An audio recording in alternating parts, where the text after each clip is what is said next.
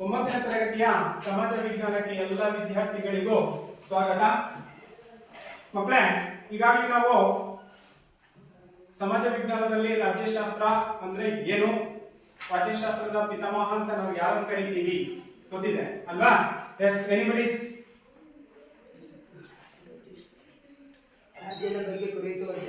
ರಾಜ್ಯದ ಬಗ್ಗೆ ಕುರಿತು ಅಧ್ಯಯನವನ್ನ ಮಾಡ್ತಕ್ಕಂಥ ಶಾಸ್ತ್ರವನ್ನ ನಾವೇನಂತ ಕರಿತೀವಿ? ರಾಜ್ಯಶಾಸ್ತ್ರ ಅಂತ ಕರಿತೀವಿ. ಮತ್ತೆ ಗರ್ಲ್ಸ್ ಕಡೆಯಿಂದ ಯಾರಾದ್ರು?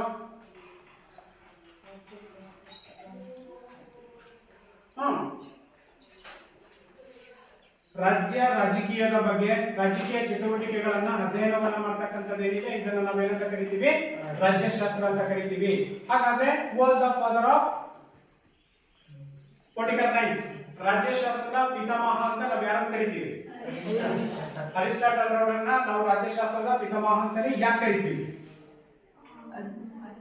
ಮೊಟ್ಟ ಮೊದಲ ಬಾರಿಗೆ ರಾಜ್ಯಶಾಸ್ತ್ರದ ಅಧ್ಯಯನವನ್ನ ಬರೆದು ಪ್ರತಿಯೊಬ್ಬರಿಗೂ ತಲುಪಿಸಿರ್ತಕ್ಕಂಥದ್ದು. ಹಿಂದಿನ ಕಾಲದಲ್ಲೂ ರಾಜ್ಯಶಾಸ್ತ್ರ ಇದ್ರು, ರಾಜ್ಯಶಾಸ್ತ್ರಜ್ಞರು, ಆದ್ರೆ ಅದನ್ನ ಯಥಾವತ್ತಾಗಿ ಚಿತ್ರಿಸ್ತಕ್ಕಂತ ಒಂದು ಇದನ್ನ ಯಾರು ಕೂಡ ಹೊಂದಿರಲಿಲ್ಲ. ಹಾಗಾಗಿ ಇವರು ಅದನ್ನ ಯಥಾವತ್ತಾಗಿ ಚಿತ್ರಿಸಿರೋದ್ರಿಂದ ಇವರನ್ನ ನಾವು ಏನಂತ ಕರಿತೀವಿ? ರಾಜ್ಯಶಾಸ್ತ್ರದ ಪಿತಾಮಹ ಎಂಬುದಾಗಿ ಕರೆಯಲಾಗುತ್ತೆ. ಈಗಾಗಲೇ ನಮಗೆ ಹಿಂದಿನ ತರಗತಿಯಲ್ಲಿ ಗೊತ್ತಿದ್ದ ನಮಗೆ ಏನು, ರಾಜ್ಯ ಸರ್ಕಾರವನ್ನ ನೋಡಿದ್ವಿ, ಸ್ಥಳೀಯ ಸರ್ಕಾರಗಳನ್ನು ಕೂಡ ನೋಡಿದ್ವಿ. ರಾಜ್ಯ ಸರ್ಕಾರ ಅಂತಂದ್ರೆ ಮುಖ್ಯಮಂತ್ರಿ, ಅವರ ಮಂತ್ರಿಮಂಡಲ, ರಾಜ್ಯಪಾಲರು ಇದನ್ನ ಒಳಗೊಂಡಿರ್ತಕ್ಕಂಥದ್ದು. ಅಲ್ಲೂ ಕೂಡ ನಾವು ರಾಜ್ಯ ಸರ್ಕಾರದಲ್ಲೂ ಕೂಡ ಎರಡು ಸದನಗಳನ್ನ ನೋಡ್ತಾ ಇದ್ವಿ. ಒಂದು ಮೇಲ್ಮನೆ, ಕೆಳಮನೆ, ಅಂದ್ರೆ ವಿಧಾನಸಭೆ ಮತ್ತು ವೆರಿ ಗುಡ್, ವಿಧಾನ ಪರಿಷತ್. ಅದೇ ರೀತಿಯಾಗಿ ನಾವು ನೋಡೋದಾದ್ರೆ ಅಲ್ವಾ? ಹಾಗಾದ್ರೆ ಈ ಒಂದು ಅವಧಿಯಲ್ಲಿ ನಾವು ಕೇಂದ್ರ ಸರ್ಕಾರ, ಈಗ ನಾವು ಸ್ಟೇಟ್ ಗವರ್ಮೆಂಟ್ ಅಂತ ಗೊತ್ತಾಯ್ತು, ರಾಜ್ಯ ಸರ್ಕಾರ ಅಂದ್ರೆ ಏನು ಅಂತ, ರಾಜ್ಯ ಸರ್ಕಾರದಲ್ಲಿ ಹೇಗಿರುತ್ತೆ ಅನ್ನೋದು ಕೂಡ ಗೊತ್ತಿದೆ ನಮಗೆ. ಹಾಗೇನೆ ಕೇಂದ್ರ ಸರ್ಕಾರವನ್ನ ನಾವು ನೋಡೋದಾದ್ರೆ ಸೆಂಟ್ರಲ್ ಗವರ್ಮೆಂಟ್ ಅಂತ ಕರಿತೀವಿ. ಈ ಒಂದು ಕೇಂದ್ರ ಸರ್ಕಾರದಲ್ಲಿ ಈ ಅಧ್ಯಾಯದಲ್ಲಿ ಬರ್ತಕ್ಕಂಥ ಪ್ರಮುಖ ಅಂಶಗಳು ಯಾವ್ಯಾವ ಇದಾವೆ ನೋಡೋದಾದ್ರೆ, ಇಲ್ಲಿ ಕೇಂದ್ರ ಶಾಸಕಾಂಗ, ಅದರಲ್ಲಿ ರಾಜ್ಯಸಭೆ ಮತ್ತು ಲೋಕಸಭೆ. ಇನ್ನ ಎರಡನೇದಾಗಿರ್ತಕ್ಕಂಥದ್ದು ಸದಸ್ಯರ ಅರ್ಹತೆ ಮತ್ತು ಕಾರ್ಯಗಳು ಏನೇನಿದಾವೆ ಎಲ್ಲಿ? ಈ ಒಂದು ಕೇಂದ್ರ ಶಾಸಕಾಂಗದಲ್ಲಿ. ಹಾಗೇನೆ ನೆಕ್ಸ್ಟ್ ಕೇಂದ್ರ ಕಾರ್ಯಾಂಗ, ರಾಷ್ಟ್ರಾಧ್ಯಕ್ಷರ ಚುನಾವಣೆ. ರಾಷ್ಟ್ರಾಧ್ಯಕ್ಷರನ್ನು ಯಾರಂತ ಕರಿತೀವಿ ನಾವಿಲ್ಲಿ? ರಾಷ್ಟ್ರಪತಿಗಳಲ್ಲೇ ರಾಷ್ಟ್ರಾಧ್ಯಕ್ಷರು ಅಂತ ಕರಿತೀವಿ. ಹಾಗೇನೆ ರಾಷ್ಟ್ರಾಧ್ಯಕ್ಷರ ಚುನಾವಣೆ, ರಾಷ್ಟ್ರಪತಿಯವರ ಅರ್ಹತೆಗಳು ಮತ್ತು ಕಾರ್ಯಗಳು, ಫಂಕ್ಷನ್ಸ್ ಅಂತ ಕರಿತೀವಿ. ಇನ್ನ ಪ್ರಧಾನಮಂತ್ರಿ, ಅವರ ಮಂತ್ರಿಮಂಡಲ ಮತ್ತು ಅಧಿಕಾರ ಮತ್ತು ಕಾರ್ಯಗಳು. ಇಷ್ಟು ಅಂಶಗಳನ್ನ ನಾವು ಅಧ್ಯಯನವನ್ನ ಮಾಡ್ತಕ್ಕಂಥದ್ದು ಇಲ್ಲಿ ಈ ಒಂದು ಕೇಂದ್ರ ಸರ್ಕಾರದಲ್ಲಿ. ಈಗ ಕೇಂದ್ರದಲ್ಲಿ ಯಾರಿರ್ತಾರೆ ಅಂತ ಗೊತ್ತಾಯ್ತು ನಮಗೆ? ಪ್ರಧಾನಮಂತ್ರಿಗಳು, ಅವರ ಮಂತ್ರಿಮಂಡಲ ಮತ್ತೆ ರಾಷ್ಟ್ರಪತಿಗಳು. ರಾಷ್ಟ್ರಪತಿಗಳನ್ನ ಮಾತ್ರ ಕೇಂದ್ರ ಸರ್ಕಾರ ಅಂತಕ್ಕಂಥದ್ದು ಒಳಗೊಂಡಿರುತ್ತೆ. ಹಾಗಾದ್ರೆ ಇಲ್ಲಿ ಈಗಾಗಲೇ ಹಿಂದಿನ ತರಗತಿಯಲ್ಲಿ ಭಾರತ ಅಂತಕ್ಕಂಥದ್ದು ಸ್ವತಂತ್ರ ರಾಷ್ಟ್ರ ಅಂತ ಗೊತ್ತಿದೆ ನಮಗೆ. ಯಾವಾಗ ಭಾರತಕ್ಕೆ ಸ್ವತಂತ್ರ ಅಂತಕ್ಕಂಥದ್ದು ಬಂತು? ಆಗಸ್ಟ್ 15ರಂದು ನಮಗೆ ಸ್ವತಂತ್ರ ಅಂತಕ್ಕಂಥದ್ದು ಬಂತು. ಆ ಸಂದರ್ಭದಲ್ಲಿ ಭಾರತ ಸಾರ್ವಭೌಮ ರಾಷ್ಟ್ರ.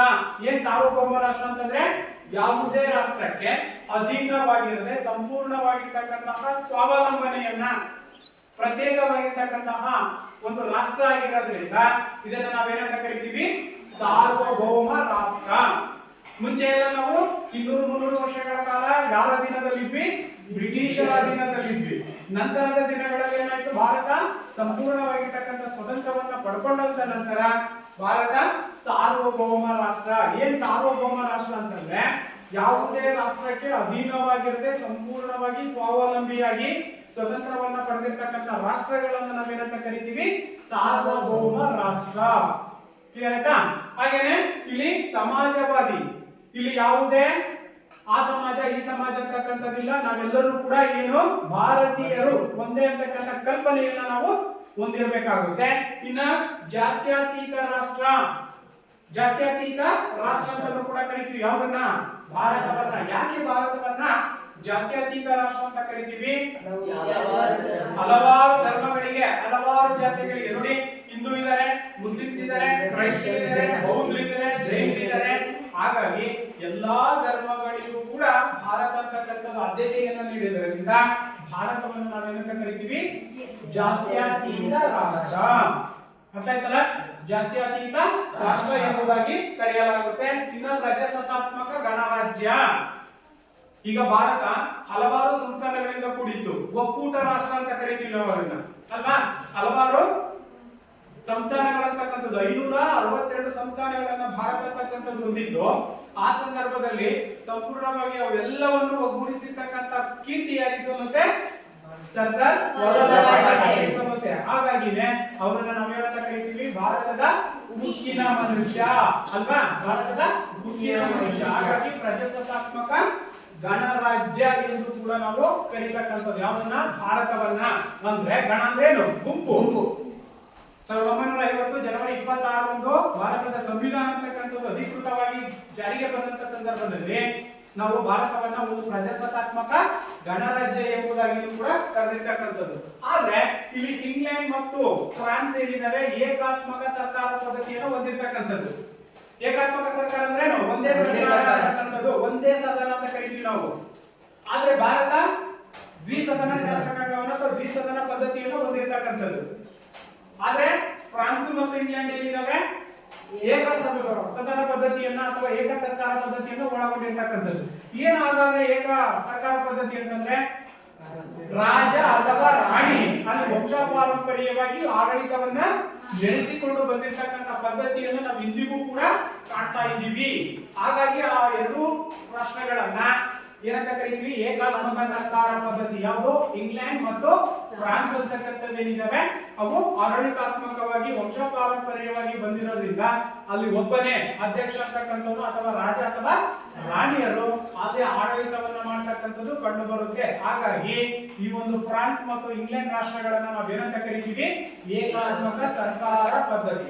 ಅವ್ರು ಏನೇ ಕ್ರಮ ಕೈಗೊಂಡ್ರು ಕೂಡ, ಏನೇ ಕಾನೂನುಗಳು ತಂದ್ರು ಏಕಾತ್ಮಕವಾಗಿ ಇರ್ತಕ್ಕಂಥದ್ದು. ಆದ್ರೆ ಭಾರತ ಎಂತಹ ರಾಷ್ಟ್ರ?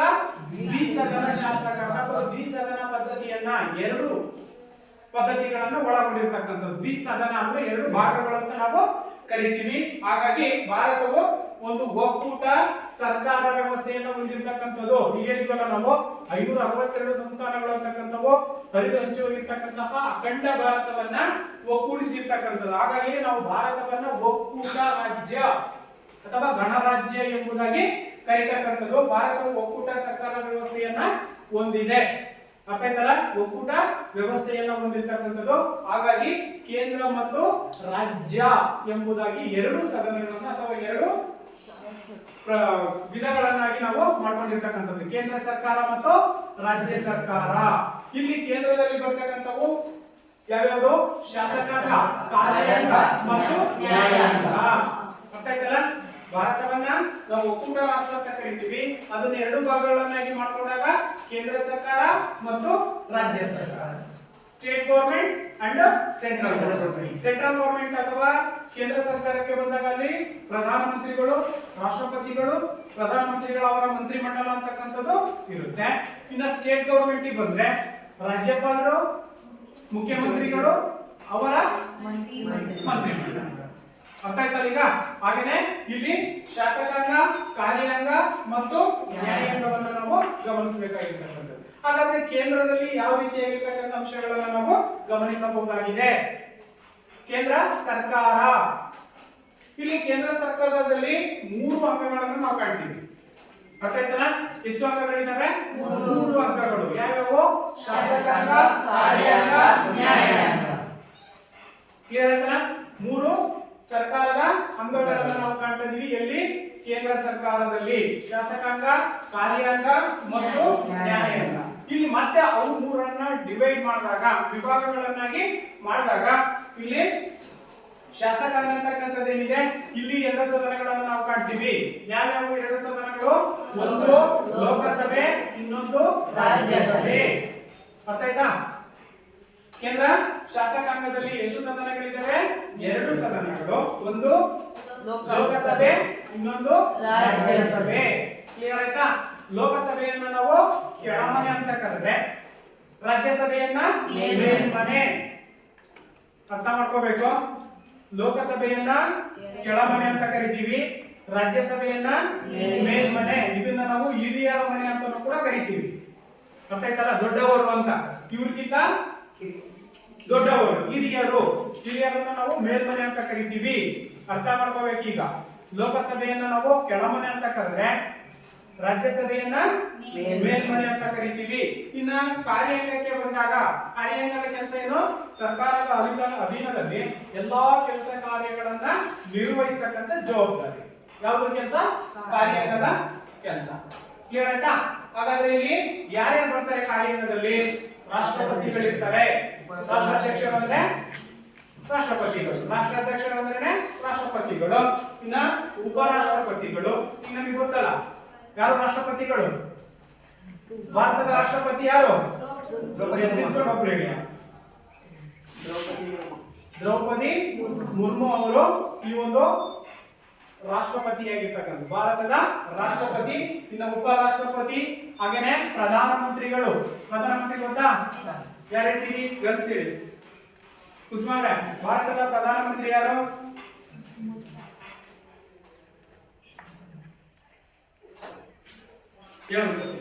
ಭಾರತದ ಪ್ರಧಾನಮಂತ್ರಿಗಳು ನರೇಂದ್ರ ಮೋದಿ ಅವರು ಈ ಒಂದು ದೇಶದ ಪ್ರಧಾನಿ. ಎಷ್ಟೇ ಬಾರಿ ಆಯ್ಕೆಯಾಗಿದ್ದವರು?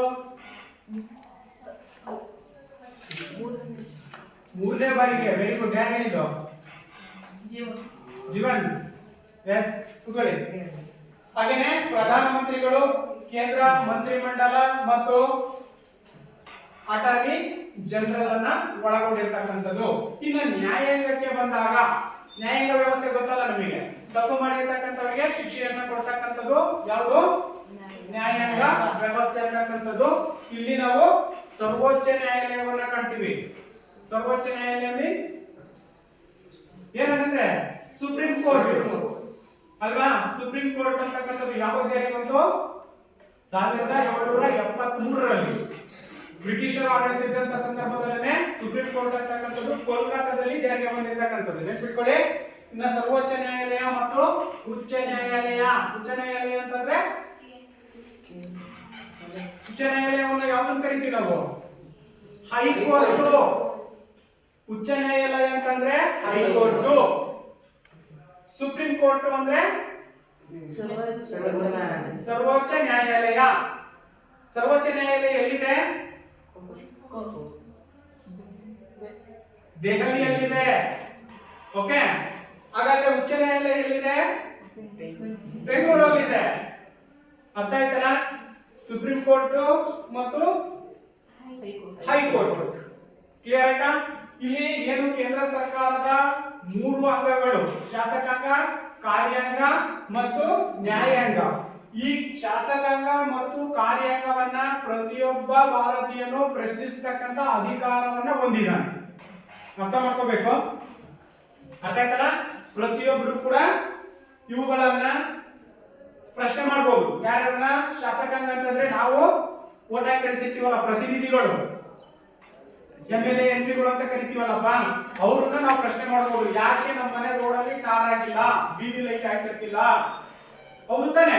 ಹಾಗೇನೆ ಇಲ್ಲಿ ಕಾರ್ಯಾಂಗ ಅಂತಕ್ಕಂಥದ್ದು ಏನಿದೆ, ಕಾರ್ಯಾಂಗವನ್ನು ಕೂಡ ಪ್ರಶ್ನೆ ಮಾಡಬಹುದು. ಆದರೆ ನ್ಯಾಯಾಂಗವನ್ನ ಪ್ರಶ್ನಿಸುವಂತ ಅಧಿಕಾರ ಯಾರಿಗೂ ಇಲ್ಲ. Clear ಮಾಡ್ಕೊಂಡ್ಬಿಡಿ first. ಕ್ಲಿಯರ್ ಆಯ್ತಲ್ಲ? ಸರ್ಕಾರದ 3 ಅಂಗಗಳೇನಿದಾವೆ, ಈ 3 ಅಂಗಗಳಲ್ಲಿ 2 ಅಂಗಗಳಾಗಿರ್ತಕ್ಕಂಥ ಯಾವ್ಯಾವುದು? ಶಾಸಕಾಂಗ ಮತ್ತು ಕಾರ್ಯಾಂಗ ಏನಿದಾವೆ, ಯಾರು ಬೇಕಾದ್ರೂ ಪ್ರಶ್ನೆ ಮಾಡಬಹುದು. ಆದರೆ ಸುಪ್ರೀಂ ಕೋರ್ಟ್ ಅಥವಾ ನ್ಯಾಯಾಂಗ ವ್ಯವಸ್ಥೆ ಇರತಕ್ಕಂಥದ್ದು ಏನಿದೆ, ಈ ನ್ಯಾಯಾಂಗವನ್ನ ಯಾರು ಕೂಡ ಪ್ರಶ್ನೆ ಮಾಡುವಂತಿಲ್ಲ. ಅದು ಏನು ನಿರ್ಧಾರ ಕೈಗೊಳ್ಳುತ್ತೋ, ಅದು ಏನು ಆದೇಶವನ್ನ ಕೊಡುತ್ತೋ, ಆದೇಶವನ್ನ ಎಲ್ಲರೂ ಪರಿಪಾಲನೆಯನ್ನ ಮಾಡ್ತಕ್ಕಂಥ ಜವಾಬ್ದಾರಿ. ಕ್ಲಿಯರ್ ಆಯ್ತಾ? ಇಷ್ಟು ಕೇಂದ್ರ ಸರ್ಕಾರ. ಕೇಂದ್ರ ಸರ್ಕಾರದಲ್ಲಿ ಬರ್ತಕ್ಕಂತಹ 3 ಅಂಗಗಳು: ಶಾಸಕಾಂಗ, ಕಾರ್ಯಾಂಗ ಮತ್ತು ನ್ಯಾಯಾಂಗ. ಇನ್ನು ನೆಕ್ಸ್ಟ್ ಶಾಸಕಾಂಗದಲ್ಲಿ ಲೋಕಸಭೆ, ರಾಜ್ಯಸಭೆ, ಕೆಳಮನೆ, ಮೇಲ್ಮನೆ. ಇನ್ನು ನಾವು ರಾಷ್ಟ್ರಾಧ್ಯಕ್ಷರು, ಉಪರಾಷ್ಟ್ರಾಧ್ಯಕ್ಷರು, ಪ್ರಧಾನಮಂತ್ರಿಗಳು, ಅವರ ಮಂತ್ರಿಮಂಡಲ ಮತ್ತು ಅಟಾರ್ನಿ ಜನರಲ್. ಇನ್ನು ನ್ಯಾಯಾಂಗ ವ್ಯವಸ್ಥೆಯಲ್ಲಿ ಸರ್ವೋಚ್ಚ ನ್ಯಾಯಾಲಯ ಮತ್ತೆ ಉಚ್ಚ ನ್ಯಾಯಾಲಯ. ಈ ಉಚ್ಚ ನ್ಯಾಯಾಲಯದ ಅಧೀನದಲ್ಲಿ ಬರ್ತಕ್ಕಂಥವು ಜಿಲ್ಲಾ ನ್ಯಾಯಾಲಯಗಳು ಮತ್ತು ತಾಲೂಕು ನ್ಯಾಯಾಲಯ. ಎಲ್ಲಾ ಹೈಕೋರ್ಟ್ಗಳು ಬರ್ತಕ್ಕಂಥದ್ದು ಯಾರ ಅಧೀನದಲ್ಲಿ? Supreme court. ಈಗ 30 ರಾಜ್ಯಗಳಿದಾವೆ ಅಂತಂದ್ರೆ 30 ರಾಜ್ಯಗಳ ಹೈಕೋರ್ಟ್ಗಳು ಕೂಡ ಯಾರ ಅಧೀನದಲ್ಲಿ ಇರ್ತವೆ? ಸರ್ವೋಚ್ಚ ನ್ಯಾಯಾಲಯ. ಈಗ ತಾಲೂಕು ನ್ಯಾಯಾಲಯಕ್ಕೆ ಯಾವುದೋ ಒಂದು ಕೇಸನ್ನ ತಗೊಂಡು ಹೋಗ್ತೀವಿ, ಅಲ್ಲೇನಾದ್ರೂ ನಮಗೆ ಗೊತ್ತಾಗಲಿಲ್ಲ ಅಂತಂದ್ರೆ, ನ್ಯಾಯ ಸಿಗಲಿಲ್ಲ ಅಂತಂದ್ರೆ ನಾವು ಜಿಲ್ಲಾ ನ್ಯಾಯಾಲಯಕ್ಕೆ ಹೋಗ್ತೀವಿ. ಜಿಲ್ಲಾ ನ್ಯಾಯಾಲಯದಲ್ಲಿ ಏನಾದ್ರೂ ನಮಗೆ ನ್ಯಾಯ ಸಿಗಲಿಲ್ಲ ಅಂತಂದ್ರೆ ಹೈಕೋರ್ಟ್ಗೆ ಹೋಗ್ತೀವಿ. ಹೈಕೋರ್ಟ್ ಅಲ್ಲೂ ಕೂಡ ನಮಗೆ ನ್ಯಾಯ ಸಿಗಲಿಲ್ಲ ಅಂತಂದ್ರೆ going to supreme court. Supreme court ಅಲ್ಲೂ ನಮಗೆ ನ್ಯಾಯ ಸಿಗಲಿಲ್ಲ ಅಂದ್ರೆ very good, exactly the president of India. Okay, ಭಾರತದ ರಾಷ್ಟ್ರಪತಿಗಳು ಅಂತಕ್ಕಂಥ ಏನಿದ್ರೆ ಅಲ್ಲಿಗೆ ಅಂತಿಮವಾಗಿ ನಾವು ಮೇಲ್ಮನವಿಯನ್ನ ಸಲ್ಲಿಸತಕ್ಕಂಥ ಅಧಿಕಾರವನ್ನು ಕೂಡ ಹೊಂದಿರತಕ್ಕಂಥ ನಾವು ಕಾಣ್ತಾ ಇದ್ದೀವಿ. ಹಾಗಾದ್ರೆ ಇವು ಏನು ಸರ್ಕಾರದ ಕೇಂದ್ರ ಸರ್ಕಾರದ 3 ಅಂಗಗಳನ್ನು ನಾವು ಇಲ್ಲಿಯವರೆಗೆ ಗಮನಿಸಿದ್ದಾಯ್ತು. ನೆಕ್ಸ್ಟ್ ಕೇಂದ್ರ ಶಾಸಕಾಂಗವನ್ನ ನೋಡ್ತಾ ಹೋಗೋಣ. ಕೇಂದ್ರ ಶಾಸಕಾಂಗ, ಇಲ್ಲಿ ಭಾರತವು ಸಂಸದೀಯ ಮಾದರಿಯ ಸರ್ಕಾರ ಪದ್ಧತಿಯನ್ನು ಹೊಂದಿರತಕ್ಕಂಥದ್ದು. ಈಗಾಗಲೇ ನಮಗೆ ಗೊತ್ತಿದೆ ಸಂಸದೀಯ ಮಾದರಿ ಅಂತಂದ್ರೆ ಎರಡು ಸದನಗಳನ್ನ ಒಳಗೊಂಡಿರ್ತಕ್ಕಂತಹ ಒಂದು ಪದ್ಧತಿಯನ್ನು ನಾವು ಹೊಂದಿರತಕ್ಕಂಥದ್ದು. ಅದನ್ನ ನಾವೇನಂತ ಕರಿತೀವಿ? ಕೇಂದ್ರ ಶಾಸಕಾಂಗವನ್ನ ಸಂಸತ್ತು ಎಂಬುದಾಗಿ ಕರೆಯಲಾಗುತ್ತೆ. ನಮ್ಮ ಸಂವಿಧಾನ ಏನಿದೆ, ಯಾವಾಗ ಬಂತು ಸಂವಿಧಾನ ಜಾರಿಗೆ? 1950 ಜನವರಿ 26ರಂದು ಭಾರತದ ಸಂವಿಧಾನ ಜಾರಿಗೆ ಬಂತು.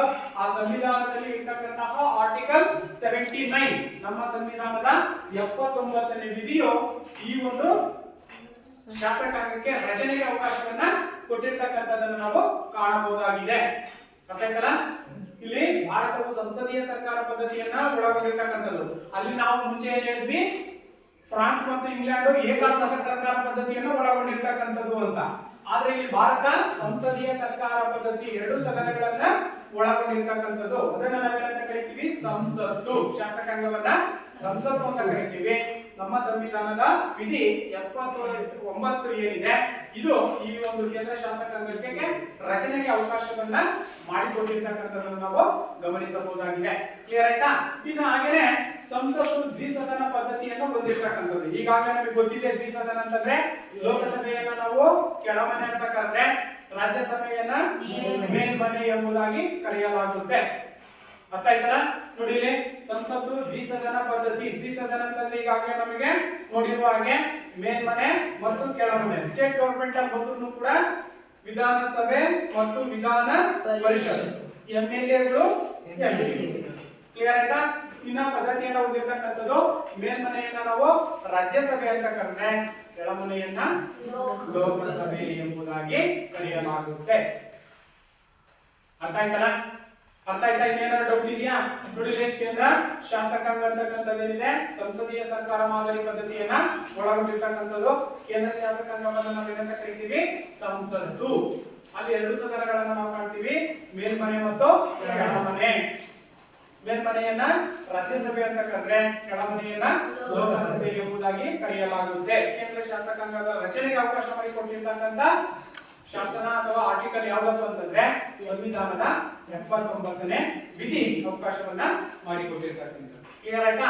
ಹಾಗಾದ್ರೆ ನಾವು ಇಲ್ಲಿ ಮೊದಲನೇದಾಗಿರ್ತಕ್ಕಂಥದ್ದು ರಾಜ್ಯಸಭೆಯನ್ನ ನೋಡೋಣ, ಅಂದ್ರೆ ಮೇಲ್ಮನೆ. ಕ್ಲಿಯರ್ ಆಯ್ತಾ? ಮೇಲ್ಮನೆಯನ್ನ ನಾವು ನೋಡೋದಾದ್ರೆ ಇಲ್ಲಿ ರಾಜ್ಯಸಭೆಯ ಒಟ್ಟು ಸದಸ್ಯರ ಸಂಖ್ಯೆ ಎಷ್ಟಿದೆ? 250 ಸದಸ್ಯರನ್ನ ಒಳಗೊಂಡಿರುತ್ತೆ. ಅಬ್ಸರ್ವ್ ಮಾಡ್ಬೇಕು, ನೀವು ಪಾಯಿಂಟ್ಸ್ ಅನ್ನ ಹಾಕೊಂಡು ತಗೋಬೇಕು. ಅರ್ಥ ಆಯ್ತಲ್ಲ? ರಾಜ್ಯಸಭಾ ಸದಸ್ಯರ ಸಂಖ್ಯೆ ಅಂತಕ್ಕಂಥದ್ದು ಎಷ್ಟಿದೆ? 250 ಸದಸ್ಯರನ್ನ ಒಳಗೊಂಡಿರುತ್ತೆ. ಆ 250 ಸದಸ್ಯರಲ್ಲಿ 238 ಸದಸ್ಯರು ಹಾಗೂ ರಾಜ್ಯ ಹಾಗೂ ಕೇಂದ್ರಾಡಳಿತ ಪ್ರದೇಶಗಳ ಸದಸ್ಯರಿಂದ ಆಯ್ಕೆಯಾಗತಕ್ಕಂಥದ್ದು. ನೋಡಿ, ಇಲ್ಲಿ ಅಬ್ಸರ್ವ್ ಮಾಡ್ಕೊಳ್ಳಿ, ಇರ್ತಕ್ಕಂಥ 250 ಜನ ರಾಜ್ಯಸಭಾ ಸದಸ್ಯರನ್ನ ಎಷ್ಟು ಜನ ನಾವು ಆಯ್ಕೆ ಮಾಡೋದು? 238 ಜನ ಸದಸ್ಯರನ್ನ ಆಯ್ಕೆ ಮಾಡ್ತೀವಿ. ಹಾಗಾದ್ರೆ ರಾಜ್ಯಸಭಾ ಸದಸ್ಯರನ್ನ ಆಯ್ಕೆ ಮಾಡ್ತಕ್ಕಂಥವ್ರು ಯಾರು? ರಾಜ್ಯಸಭಾ ಏನು ವಿಧಾನಸಭೆ ಅಂತ ಕರಿತೀವೋ ಎಂಎಲ್ಎಗಳು ಆಯ್ಕೆ ಮಾಡ್ತಕ್ಕಂಥದ್ದು. ಇನ್ನ ಕೇಂದ್ರಾಡಳಿತ ಪ್ರದೇಶಗಳು ಎಷ್ಟಿದೆ? ಕೇಂದ್ರಾಡಳಿತ ಪ್ರದೇಶಗಳು ಇವತ್ತು 9 ಕೇಂದ್ರಾಡಳಿತ ಪ್ರದೇಶ. ಯಾವುದು? ಜಮ್ಮು ಅಂಡ್ ಕಾಶ್ಮೀರವನ್ನ ಸೇರಿಸಿಕೊಂಡು. ಈಗ ಜಮ್ಮು ಅಂಡ್ ಕಾಶ್ಮೀರನು ಕೂಡ ಏನಾಗಿದೆ? ಕೇಂದ್ರಾಡಳಿತ ಪ್ರದೇಶವಾಗಿರ್ತಕ್ಕಂಥದ್ದು. ಅಲ್ಲಿನ ಸದಸ್ಯರು ಇವರನ್ನ ಆಯ್ಕೆಯನ್ನ ಮಾಡ್ತಕ್ಕಂಥದ್ದು. ರಾಜ್ಯಸಭಾ ಸದಸ್ಯರ ಸಂಖ್ಯೆ ಎಷ್ಟಿದೆ? 250. ಆದ್ರೆ 238 ಜನ ಸದಸ್ಯರನ್ನ ರಾಜ್ಯ ಮತ್ತು ಕೇಂದ್ರಾಡಳಿತ ಪ್ರದೇಶಗಳ ಸದಸ್ಯರೇನಿದ್ದಾರೆ ಅವರು ಇವ್ರನ್ನ ಆಯ್ಕೆಯನ್ನ ಮಾಡ್ತಾರೆ. ಅರ್ಥ ಆಯ್ತಲ್ಲ? ಕೇಳ್ಬೋದು ಯಾರಾದ್ರೂ ರಾಜ್ಯಸಭಾ ಸದಸ್ಯರ ಸಂಖ್ಯೆ ಎಷ್ಟಿದೆ? 250. ಆದ್ರೆ ಆಯ್ಕೆ ಮಾಡ್ತಕ್ಕಂಥದ್ದು ಎಷ್ಟು? 238. ಇನ್ನು ಎಷ್ಟು ಸೀಟ್ ಉಳಿತು ಹಾಗಾದ್ರೆ? 12 ಸೀಟು ಅಲ್ವಾ?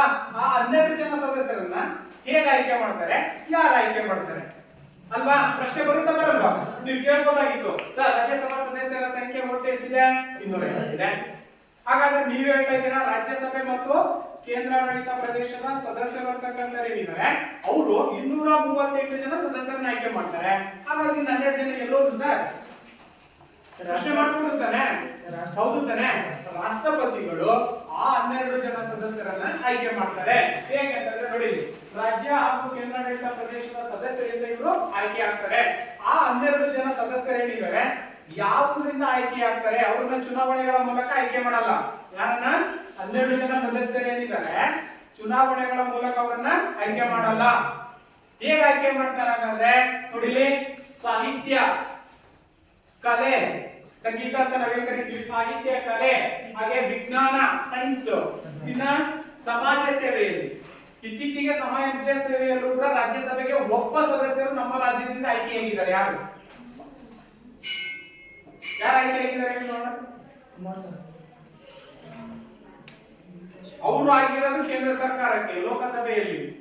ನಾವು ಹೇಳ್ತಾ ಇರೋದು ಇಲ್ಲಿ ರಾಜ್ಯಸಭೆ ಸದಸ್ಯರನ್ನ ಆಯ್ಕೆ ಮಾಡಿದ್ದಾರೆ. ಇಲ್ಲಿಂದ ಹೋಗಿ ಸಮಾಜ ಸೇವೆಯಲ್ಲೇ ಹೇಳ್ತಿರೋದು ಎಕ್ಸಾಕ್ಟ್ ಆಗಿ. ನಾನು ಯಾರಿರ್ಬೋದು?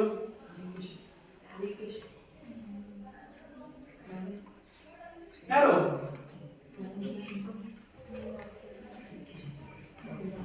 ಸುಧಾಮೂರ್ತಿ ಅವರು ಗೊತ್ತಾ? ಸಮಾಜ ಸೇವೆಗೆ ಆಗಿರ್ತಕ್ಕಂಥ ಸುಧಾಮೂರ್ತಿ ಅವರು, ನಾರಾಯಣ ಮೂರ್ತಿ ಅವರ ಮಿಸಸ್ ಸುಧಾಮೂರ್ತಿ ಅವರು. ನಿಮಗೊಂದ್ಸರಿ ಫೋಟೋವನ್ನ ತೋರಿಸಿದ್ದೆ ನಾನು. ಸರಳ ವ್ಯಕ್ತಿತ್ವವನ್ನ, ಬಿಲಿಯನ್ ಸಾಹುಕಾರರಾಗಿರ್ತಕ್ಕಂಥವ್ರು ಸಾಮಾನ್ಯ ವ್ಯಕ್ತಿಯಾಗಿ ಜೀವನವನ್ನ ಮಾಡ್ತಾ ಇದ್ದಾರೆ ಅಂತ ಹೇಳಿ ಸುಧಾಮೂರ್ತಿ ಅವರು ಅಂತ. ಅವರ ಸಮಾಜ ಸೇವೆಯನ್ನು ಒಪ್ಪಿರ್ತಕ್ಕಂತಹ ರಾಷ್ಟ್ರಪತಿಗಳು ಅವರನ್ನ ರಾಜ್ಯಸಭಾ ಸದಸ್ಯರನ್ನಾಗಿ ಆಯ್ಕೆ ಮಾಡ್ಕೊಂಡಿದ್ದಾರೆ. ಮತ್ತೆ ಯಾವುದಕ್ಕೆ ಹೇಳ್ತೀವಿ ನಾವು ಇಲ್ಲಿ? ಸಮಾಜ ಸೇವೆಯಲ್ಲಿ ವಿಶೇಷ ಅನುಭವವನ್ನು ಹೊಂದಿರತಕ್ಕಂಥವ್ರು. ಹಾಗಾದ್ರೆ ಇಲ್ಲಿ ಸುಧಾಮೂರ್ತಿ ಅವರು ಕೂಡ ಒಂದು ಸಮಾಜ ಸೇವೆಯಲ್ಲಿ ಉತ್ತಮವಾಗಿರ್ತಕ್ಕಂಥ ಒಂದು ಸಹಾಯವನ್ನ ಮಾಡಿರ್ತಕ್ಕಂಥ ಕಾರಣದಿಂದಾಗಿ ಅವರನ್ನ ರಾಜ್ಯಸಭಾ ಸದಸ್ಯರಾಗಿ ರಾಷ್ಟ್ರಪತಿಗಳು ಆಯ್ಕೆಯನ್ನ ಮಾಡಿರ್ತಕ್ಕಂಥದ್ದು. ಇನ್ನು 12 ಜನ ಮಂದಿಯನ್ನ ರಾಷ್ಟ್ರಪತಿಗಳು ರಾಜ್ಯಸಭಾ ಸದಸ್ಯರನ್ನ ಆಯ್ಕೆ ಮಾಡ್ತಕ್ಕಂಥದ್ದನ್ನ ನಾವು ಇಲ್ಲಿ ಕಾಣ್ತಾ ಇದ್ದೀವಿ. ಅರ್ಥ ಆಯ್ತಲ್ಲ? ಈ 12 ಜನ ಯಾವ್ಯಾವ? ಸಾಹಿತ್ಯ, ಕಲೆ, ವಿಜ್ಞಾನ ಮತ್ತು ಸಮಾಜ ಸೇವೆಯಲ್ಲಿರ್ತಕ್ಕಂಥವ್ರನ್ನ 12 ಜನ ಸದಸ್ಯರನ್ನ ರಾಷ್ಟ್ರಪತಿಗಳು ನೇರವಾಗಿ, ಅವರು ಯಾವುದೇ ಚುನಾವಣೆ ಅಂತಕ್ಕಂಥದ್ದಿಲ್ಲ, ನೇರವಾಗಿಯೇ ರಾಷ್ಟ್ರಪತಿಗಳು ರಾಜ್ಯಸಭೆಗೆ 12 ಜನ ಸದಸ್ಯರನ್ನ ಆಯ್ಕೆಯನ್ನ ಮಾಡ್ತಕ್ಕಂಥ ಒಂದು ಅಧಿಕಾರವನ್ನ ರಾಷ್ಟ್ರಪತಿಗಳು ಇಲ್ಲಿ ಹೊಂದಿರ್ತಕ್ಕಂಥದ್ದು. ಕ್ಲಿಯರ್ ಆಯ್ತಾ? ಅರ್ಥ ಆಯ್ತಲ್ಲ? ಅರ್ಥ ಆಯ್ತಾ? ನೆಕ್ಸ್ಟ್ ನಾವು ಇವರ ಅಧಿಕಾರಾವಧಿ, ರಾಜ್ಯಸಭಾ ಸದಸ್ಯರ ಅಧಿಕಾರಾವಧಿ ಎಷ್ಟು ವರ್ಷ ಇರುತ್ತೆ ನೋಡಿ. ಲೋಕಸಭೆಯಂತೆ ರಾಜ್ಯಸಭೆಯನ್ನ ವಿಸರ್ಜಿಸಲು ಸಾಧ್ಯವಿಲ್ಲ. ಈಗ ನಾವು ಲೋಕಸಭೆ ಪ್ರಧಾನಮಂತ್ರಿ ಅವರ ಮಂತ್ರಿಮಂಡಲವನ್ನು ವಿಸರ್ಜಿಸಬಹುದು, ಸರ್ಕಾರವನ್ನು ನಾವು ಕೆಳಗಿಳಿಸಬಹುದು ಬಹುಮತ ಇಲ್ಲದೆ ಇರ್ತಕ್ಕಂಥ ಪಕ್ಷದಲ್ಲಿ. ಆದರೆ ರಾಜ್ಯಸಭಾ ಸದಸ್ಯರಂತಕ್ಕಂಥ ಏನಿದ್ದಾರೆ ಅವರನ್ನ ಯಾವ ಕಾರಣಕ್ಕೂ ಕೂಡ ಕೆಳಗಡೆ ಇಳಿಸಲಿಕ್ಕೆ ಸಾಧ್ಯ ಇಲ್ಲ. ನೋಡಿ, ಲೋಕಸಭೆಯಂತೆ ರಾಜ್ಯಸಭೆಯನ್ನು ವಿಸರ್ಜಿಸಲು ರಾಜ್ಯಸಭಾ ಶಾಶ್ವತ ಅಂತಕ್ಕಂಥ ಸದನ, ಶಾಶ್ವತವಾಗಿ ಅಂದ್ರೆ ಅದು ಅಧಿಕಾರಾವಧಿ ಅಷ್ಟೇ 6 ವರ್ಷಗಳ ಕಾಲ ಇರುತ್ತೆ. 6 ವರ್ಷದ ನಂತರ ನಾವು ಪುನರಾಯ್ಕೆಯನ್ನ ಮಾಡಬೇಕಾಗಿರ್ತಕ್ಕಂಥದ್ದು. ಆದ್ರೆ ಲೋಕಸಭೆಯಂತೆ ಅವರನ್ನ ಚುನಾವಣೆಗಳ ಮೂಲಕ ಆಯ್ಕೆ ಮಾಡಿರ್ತೀವಲ್ಲ, ಅವರನ್ನು ವಿಸರ್ಜಿಸಂಗಿಲ್ಲ. ಆದ್ರೆ ರಾಜ್ಯಸಭೆ ಶಾಶ್ವತವಾಗಿರ್ತಕ್ಕಂಥ ಒಂದು ಸದನ ಅಂತಕ್ಕಂಥದ್ದು. ಇಲ್ಲಿ ಸದಸ್ಯರ ಅಧಿಕಾರಾವಧಿ ಅಂತಕ್ಕಂಥದ್ದು ಎಷ್ಟು ವರ್ಷ ಇರುತ್ತೆ? 6 ವರ್ಷ ಇರುತ್ತೆ. ಈಗ ನಾವು ವಿಧಾನ ಪರಿಷತ್ ರಾಜ್ಯಕ್ಕೆ ಬಂದಾಗ ಮೇಲ್ಮನೆ ಅಂತ ನಾವೇ ಕರಿತೀವಿ ವಿಧಾನ ಪರಿಷತ್ತನ್ನ, ಅಲ್ಲಿ ಅಧಿಕಾರಾವಧಿ ಎಷ್ಟು ವರ್ಷ ಇರುತ್ತೆ? 6 ವರ್ಷ. 6 ವರ್ಷ ಅಧಿಕಾರಾವಧಿ. ಅದೇ ರೀತಿಯಾಗಿ ಇಲ್ಲೂ ಕೂಡ ಸದಸ್ಯರ ಅಧಿಕಾರಾವಧಿ 6 ವರ್ಷಗಳಿರುತ್ತೆ. ಇನ್ನು 2 ವರ್ಷಗಳಿಗೊಮ್ಮೆ 1/3 ಸದಸ್ಯರು ಇಲ್ಲಿ ನಿವೃತ್ತರಾಗ್ತಕ್ಕಂಥದ್ದು. ನಿವೃತ್ತರು ಯಾರು ಗೊತ್ತಲ್ಲ? ಕೆಲಸವನ್ನ ಬಿಡ್ತಕ್ಕಂಥ ಮುಕ್ತಾಯ. ಅವಾಗ ಪುನಃ ಮತ್ತೆ ಬೇರೆಯವರನ್ನ ಆಯ್ಕೆ ಮಾಡ್ತಕ್ಕಂಥದ್ದು ಇಷ್ಟು ಈ ಒಂದು ರಾಜ್ಯಸಭಾ ಸದಸ್ಯರ ಅಧಿಕಾರಾವಧಿ. ಇನ್ನೊಂದ್ಸರಿ ಹೇಳ್ತೀನಿ ನೋಡಿ, ಲೋಕಸಭೆಯಂತೆ ರಾಜ್ಯಸಭೆಯನ್ನ ವಿಸರ್ಜಿಸುವಂತಿಲ್ಲ, ಶಾಶ್ವತವಾಗಿರ್ತಕ್ಕಂಥ ಸದನ ಅದು. ಇನ್ನ ಅಧಿಕಾರಾವಧಿ ಎಷ್ಟು ವರ್ಷ ಇರುತ್ತೆ ಇಲ್ಲಿ ರಾಜ್ಯಸಭಾ ಸದಸ್ಯರ ಅಧಿಕಾರಾವಧಿ? 6 ವರ್ಷಗಳು. 1/3 ಭಾಗದಷ್ಟು ಸದಸ್ಯರು ಇಲ್ಲಿ ನಿವೃತ್ತಿಯನ್ನ ಹೊಂದತಕ್ಕಂಥದ್ದು ಮತ್ತೆ ಪುನಃ ಅವರನ್ನ ಆಯ್ಕೆ ಮಾಡತಕ್ಕಂಥದ್ದು. ಹಾಗಾದ್ರೆ ಮುಂದೆ ನಾವು ಈ ಒಂದು ರಾಜ್ಯಸಭಾ ಸದಸ್ಯರಾಗಲು ಇರಬೇಕಾಗಿರ್ತಕ್ಕಂಥ ಅರ್ಹತೆಗಳು ಏನೇನಿರ್ಬೇಕು ಅಲ್ವಾ? ಮತ್ತೈತಲ್ಲ, ಅರ್ಹತೆಗಳು ಏನೇನಿರ್ಬೇಕು ಅನ್ನೋದನ್ನ ನೋಡೋದಾದ್ರೆ, ಒಂದು ಮೊದಲನೇದಾಗಿರ್ತಕ್ಕಂಥದ್ದು ಏನಾಗಿರ್ಬೇಕು? ಭಾರತದ ಪ್ರಜೆಯಾಗಿರಬೇಕು. ಮೊದಲು ರಾಜ್ಯಸಭಾ ಸದಸ್ಯರಾಗಲು ಇರಬೇಕಾಗಿರ್ತಕ್ಕಂಥ ಅರ್ಹತೆಗಳಲ್ಲಿ ಮೊದಲಾಗಿರ್ತಕ್ಕಂಥದ್ದು ಯಾವುದು? ಭಾರತದ ಪ್ರಜೆಯಾಗಿರ್ಬೇಕು. ಅಂದ್ರೆ ಅವನು ಇಲ್ಲೇ ಹುಟ್ಟಿರ್ಬೇಕು, ಭಾರತದ ಪೌರತ್ವವನ್ನು ಹೊಂದಿರಬೇಕು.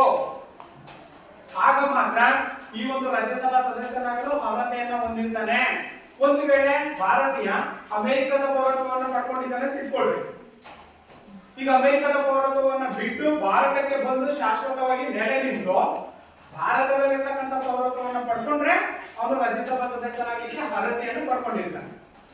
ಓಕೆ, ಅರ್ಥ ಆಯ್ತಲ್ಲ?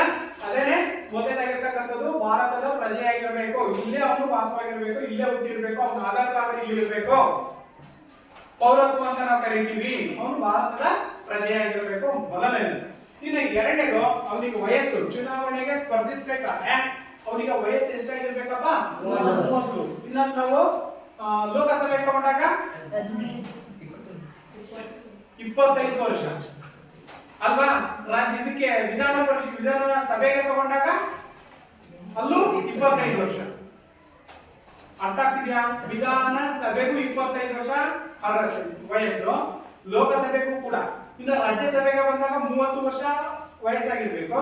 ಇಲ್ಲಿ ವಿಧಾನ ಪರಿಷತ್ತಿಗೆ ಬಂದ್ರು 30 ವರ್ಷ ವಯಸ್ಸಾಗಿರ್ಬೇಕು. ಕ್ಲಿಯರ್ ಆಯ್ತಾ? ಡೌಟ್ ಇಟ್ಕೋಬೇಡಿ, ಕ್ಲಿಯರ್ ಮಾಡ್ಕೊಳ್ರಿ. ಅರ್ಥ ಆಯ್ತಲ್ಲ? ಹಾಗಾಗಿ ಇಲ್ಲಿ ರಾಜ್ಯಸಭಾ ಸದಸ್ಯರಾಗಲು ಇರಬೇಕಾಗಿರ್ತಕ್ಕಂಥ ಅರ್ಹತೆ ಅಲ್ಲ ವಯಸ್ಸು ಎಷ್ಟಿರ್ಬೇಕಪ್ಪ ಅಂತಂದ್ರೆ 30 ವರ್ಷ ವಯಸ್ಸಾಗಿರ್ಬೇಕು. 30 ವರ್ಷ ಮೇಲ್ಪಟ್ಟಿರ್ತಕ್ಕಂಥ ಯಾರು ಬೇಕಾದ್ರೂ ಕೂಡ ಈ ಒಂದು ರಾಜ್ಯಸಭಾ ಸದಸ್ಯರಾಗಲಿಕ್ಕೆ ಅರ್ಹತೆಯನ್ನ ಪಡ್ಕೊಂಡಿರ್ತಾರೆ. ಎರಡನೇ. ಈಗ ಮೂರನೇದಕ್ಕೆ ಬಂದ್ರೆ ಲಾಭದಾಯಕ ಹುದ್ದೆಗಳಲ್ಲಿ ಇರಬಾರದು. ಸರ್ಕಾರಿ ನೌಕರಿ ಅಂತ ಕರೀತೀವಲ್ಲ, ಸರ್ಕಾರಿ ನೌಕರಿಯಲ್ಲಿ ಇರಬಾರದು. ಮೂರನೇದು ಅರ್ಹತೆ ಏನ್ ಹೇಳ್ತಾ ಇದೆ? ಯಾವುದೇ ಸರ್ಕಾರಿ ಹುದ್ದೆಯಲ್ಲಿ ಇರಬಾರದು. ಒಂದು ವೇಳೆ ನೀವು ಪ್ರಶ್ನೆ ಕೇಳಬಹುದು, ಸರ್ ಹಾಗಾದ್ರೆ ಸರ್ಕಾರಿ ಹುದ್ದೆಯಲ್ಲಿ ಇರ್ತಕ್ಕಂಥವ್ರು ಈ ಒಂದು ರಾಜ್ಯಸಭಾ ಸದಸ್ಯರಾಗಲಿಕ್ಕೆ ಅರ್ಹತೆ ಇಲ್ವಾ? ಇದೆ. ಯಾವಾಗ? ತನ್ನ ಹುದ್ದೆಗೆ ರಾಜೀನಾಮೆಯನ್ನು ನೀಡಬೇಕು. ಅರ್ಥ ಆಯ್ತಲ್ಲ? ರಿಸೈನ್ ಮಾಡಿಬಿಟ್ಟು ಸದಸ್ಯತ್ವಕ್ಕೆ ಸ್ಪರ್ಧಿಸ್ತಕ್ಕಂಥ ಅಧಿಕಾರವನ್ನ ಸದಸ್ಯರು ಹೊಂದಿರ್ತಾರೆ. ಇನ್ನು ನಾಲ್ಕನೇದಾಗಿರ್ತಕ್ಕಂಥದ್ದು ನ್ಯಾಯಾಂಗದಿಂದ ಜೈಲು ಶಿಕ್ಷೆಯನ್ನ ಹೊಂದಿರಬಾರದು. ಅಪರಾಧಿಗಳನ್ನ ಕರ್ಕೊಂಡ್ಬಂದು ನಾವು ರಾಜ್ಯಸಭಾ ಸದಸ್ಯರನ್ನಾಗಿ ಮಾಡಕ್ ಆಗಲ್ಲ. ಹಾಗಾಗಿನೇ ಅಲ್ಲಿ 4ನೇ ಅರ್ಹತೆ ಏನ್ ಹೇಳ್ತಾ ಇದೆ ಅಂತಂದ್ರೆ ನ್ಯಾಯಾಂಗದಿಂದ ಜೈಲು ಶಿಕ್ಷೆಗೆ ಒಳಗಾಗಿರಬಾರದು. ಅಂತಹ ವ್ಯಕ್ತಿಯನ್ನ ನಾವು ಆಯ್ಕೆಯನ್ನ ಮಾಡಬೇಕು ಅಂತಕ್ಕಂಥದ್ದು. ಇನ್ನ 5ನೇದು ದಿವಾಳಿಯಾಗಿರಬಾರದು. ದಿವಾಳಿ ಗೊತ್ತಲ್ಲ, ಅಂದ್ರೆ ಬಡವ. ದಿವಾಳಿ ಆಗಿದ್ದು ಅಂದ್ರೆ ಏನಾಗ್ತದೆ? ಸರ್ಕಾರದ ಅಧಿಕಾರ ಸಿಕ್ಕಂತ ಸಂದರ್ಭದಲ್ಲಿ ಒಂದು ಬೇಗ ಶ್ರೀಮಂತ ಆಗ್ತಾನೆ, ಆಸೆ ಆಕಾಂಕ್ಷೆಗಳು ಜಾಸ್ತಿ ಆಗ್ತಾ ಹೋಗುದು. ಹಾಗಾಗಿ ದಿವಾಳಿ ಆಗಿರಬಾರದು. ಕ್ಲಿಯರ್ ಆಯ್ತೀಗ? ದಿವಾಳಿ ಆಗಿರಬಾರದು. 6ನೇದು ಮಾನಸಿಕ ಅಸ್ವಸ್ಥನಾಗಿರಬಾರದು.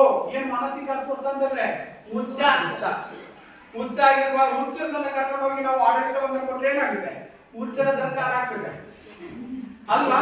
ಹಾಗಾಗಿ ಮಾನಸಿಕ ಅಸ್ವಸ್ಥತೆಯನ್ನ ಕಳೆದುಕೊಂಡಿರ್ತಕ್ಕಂಥವ್ರು ಇರಬಾರದು. ಬುದ್ಧಿವಂತನಾಗಿರಬೇಕು. ಇದು 6ನೇ ಅರ್ಹತೆ. ಇನ್ನ 7ನೇದು ಕಾಲಕಾಲಕ್ಕೆ ಸಂಸತ್ತು ನಿಗದಿಪಡಿಸಿರುವ ಅರ್ಹತೆಗಳನ್ನ ಹೊಂದಿರಬೇಕು. ಸಂಸತ್ತು ಯಾವಾಗ ಚೇಂಜ್ ಮಾಡ್ತಾ ಇರುತ್ತೋ ನಿಯಮಗಳನ್ನ, ಆ ನಿಯಮಗಳಿಗೆ ಅನುಗುಣವಾಗಿ ಇಲ್ಲಿ ಬದಲಾಗ್ತಾ ಇರ್ತಕ್ಕಂಥದ್ದು. ಇಷ್ಟು ರಾಜ್ಯಸಭಾ ಸದಸ್ಯರಾಗಲು ಇರಬೇಕಾಗಿರ್ತಕ್ಕಂಥ ಅರ್ಹತೆಗಳು. ಅರ್ಥ ಆಯ್ತಲ್ಲ?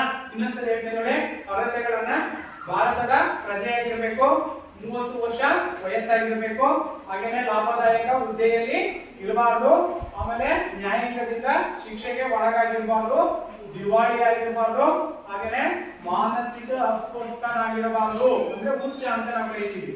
ಮಾನಸಿಕ ಅಸ್ವಸ್ಥತೆಯನ್ನ ಹೊಂದಿರಬಾರದು. ಇನ್ನು ಕಾಲಕ್ಕೆ ಸಂಸತ್ತು ಏನು ನಿಯಮಗಳನ್ನ ತರುತ್ತಾ ಅವುಗಳನ್ನ ಅನುಸರಿಸತಕ್ಕಂತ ವ್ಯಕ್ತಿತ್ವವನ್ನ ಹೊಂದಿರಬೇಕು.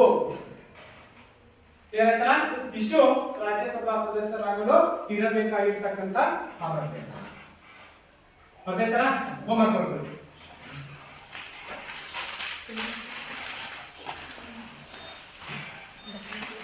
ಕೇಂದ್ರ ಸರ್ಕಾರದ ಅಂಗಗಳು ಯಾವುವು?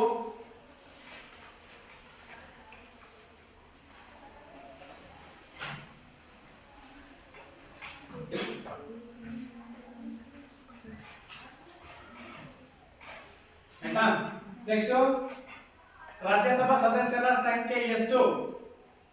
ರಾಜ್ಯಸಭಾ ಸದಸ್ಯರ ಸಂಖ್ಯೆ ಎಷ್ಟು?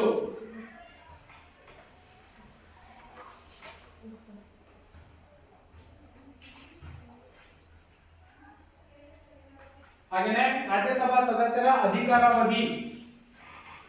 ರಾಜ್ಯಸಭಾ ಸದಸ್ಯರ ಅಧಿಕಾರಾವಧಿ